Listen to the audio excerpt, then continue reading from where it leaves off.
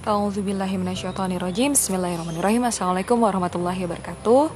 Halo guys, kali ini di podcast Deep Talk podcast kali ini ada sebuah tema yang sebenarnya gue udah sukain dari dulu sampai sekarang, karena menurut gue ini berfaedah banget kalau kita tahu hal ini, insya Allah. Dan mungkin sebagian dari kalian juga udah tahu, tapi nggak apa-apa, kita sama-sama review lagi ya, yaitu tentang mujizat ilmiah dalam puasa part 1. Nah, tulisan ini itu ditulis oleh Dr. Sholih bin Abdul Qawi As-Sanabani. Beliau ini adalah ketua jurusan mujizat ilmiah di Universitas Al-Iman. Keren ya jurusannya ya. Kayaknya di Indonesia belum ada, ya nggak sih? Atau udah ada? Kalian bisa komen di bawah kalau emang udah ada, ya mungkin gue juga belum tahu. Nah, di sini kita start dari salah satu ayat di Al-Quran, yaitu di Al-Baqarah ayat 183. Di sini berbunyi, Allah Subhanahu wa Ta'ala berfirman, "Hai orang-orang yang beriman, diwajibkan atas kamu berpuasa sebagaimana diwajibkan atas orang-orang sebelum kamu, agar kamu bertakwa." Nah, jadi ada beberapa mujizat yang Masya Allah itu tuh terbukti gitu di dunia sains modern ini dari syariat berpuasa. Apa aja itu? Mujizat yang pertama, keharusan puasa bagi setiap orang. Nah, jadi guys, para ilmuwan hari ini menganggap puasa sebagai fenomena yang vital dan fitri, di mana kehidupan yang sempurna dan kesehatan yang baik itu gak bisa diperoleh kecuali dengan berpuasa. Nah, apabila seseorang atau bahkan seekor binatang tidak berpuasa, bayangin guys, sampai binatang, maka ia akan terjangkit berbagai macam penyakit. Nah, ada juga McFadden, seorang ahli kesehatan Amerika, mengatakan setiap orang perlu puasa karena kalau tidak maka ia akan sakit. Karena racun makanan berkumpul dalam tubuh dan membuatnya seperti orang sakit, memberatkan tubuhnya dan mengurangi vitalitasnya. Apabila ia berpuasa, maka berat badannya menurun dan racun-racun ini terurai dari tubuhnya dan keluar, sehingga tubuhnya menjadi bersih secara sempurna, lalu bobot tubuhnya akan kembali naik dan sel-selnya kembali baru dalam waktu tidak lebih dari 20 hari setelah berhenti berpuasa. Pada saat itu, ia merasakan vitalitas dan kekuatan yang tidak pernah dirasakannya sebelumnya. Nah, kalau kita sebut poin per poin, di antara manfaat kesehatan dari puasa adalah pertama, merelekskan tubuh dan memperbaiki syaraf-syarafnya. Yang kedua, menyerap zat-zat yang mengendap di usus. Pengendapan dalam jangka waktu yang lama mengakibatkan perubahan endapan itu menjadi kotoran yang beracun. 3. Memperbaiki fungsi pencernaan dan penyerapan. 4. Mengembalikan vitalitas organ pembuangan dan memperbaiki fungsinya untuk membersihkan tubuh yang mengakibatkan terkontrolnya stabilitas dalam darah dan berbagai cairan dalam tubuh. 5. Mengurai zat-zat yang berlebihan dan endapan-endapan di dalam jaringan yang sakit. 6. Mengembalikan keremajahan dan vitalitas sel-sel dan berbagai jaringan dalam tubuh. 7. Menguatkan indera dan meningkatkan IQ. Dan 8. Memperbagus dan membersihkan kulit. Masya Allah, keren ya, manfaatnya luar biasa banget. Nah, ada juga nih Alexis Carrel, pemenang hadiah Nobel di bidang kedokteran, Masya Allah, di bidang kedokteran, dalam bukunya Man the Unknown mengatakan, banyaknya porsi makanan dapat melemahkan fungsi organ, dan itu merupakan faktor yang besar bagi berdiamnya jenis-jenis kuman dalam tubuh. Fungsi tersebut adalah fungsi adaptasi terhadap porsi makanan yang sedikit. Gula pada jantung bergerak, dan bergerak pula lemak yang tersimpan dalam kulit. Semua organ tubuh mengeluarkan zat khususnya untuk mempertahankan keseimbangan internal dan kesehatan jantung.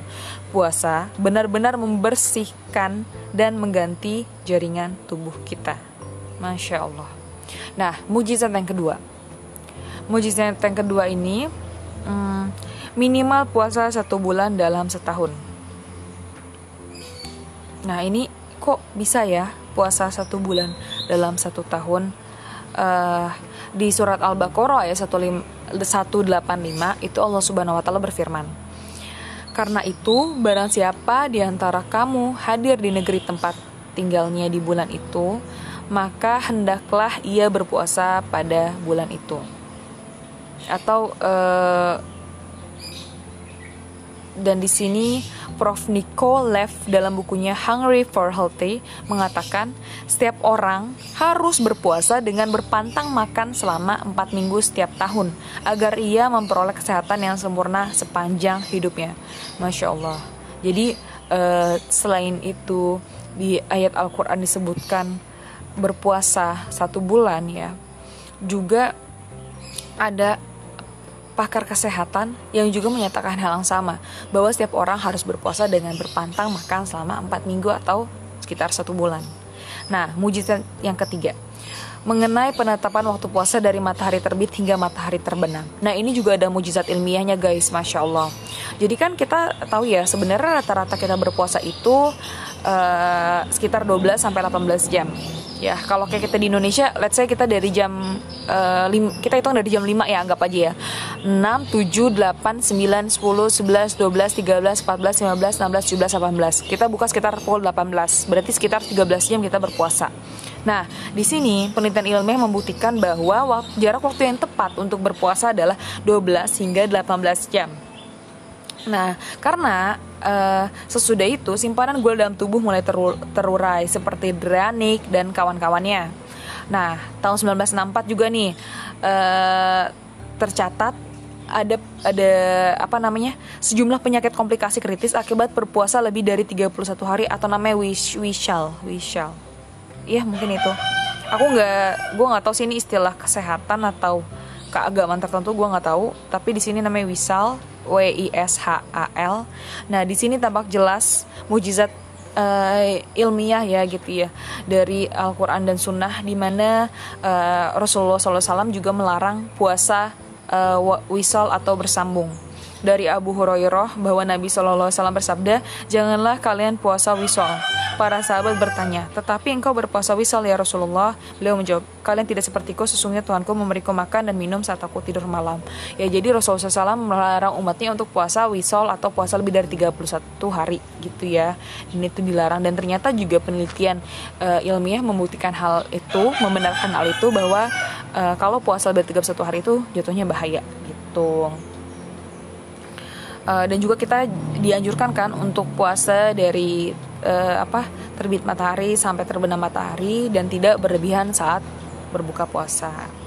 Nah, mujizat keempat nih guys. Mujizat keempat ini adalah yang terakhir gue bahas di part ini, insya Allah. Ternyata makan sahur itu sangat penting dalam berpuasa. Jadi penelitian ilmiah membuktikan urgensi makan sahur dan berbuka untuk mensuplai tubuh dengan asam lemak dan amino. Nah, jadi tanpa kedua zat ini guys, lemak dalam tubuh akan terurai dalam jumlah besar sehingga mengakibatkan sirosis pada hati dan menimbulkan berbagai bahaya besar bagi tubuh. Nah, Nabi SAW bersabda, umatku akan tetap dalam keadaan baik selama mereka menyegerakan berbuka dan mengakhirkan sahur.